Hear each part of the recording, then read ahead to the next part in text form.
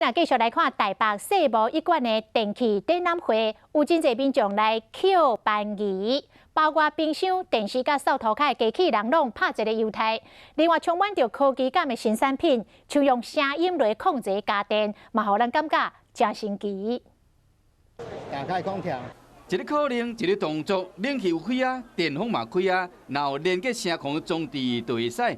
电器店有神奇的家电，嘛有上米通买。因为新房子，所以还蛮多家电都要买新的。大概电视啊、洗衣机啊、干衣机、冰箱。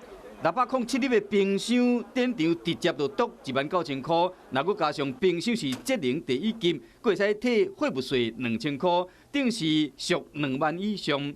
像这台50寸的4K 液晶的电视，讲起来嘛，差不多是拍对折的面。我想找一个奸诈的，才不会喷油。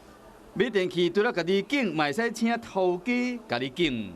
吸尘器、除螨机嘛。那第二名的话就是蒸烤炉、微波炉。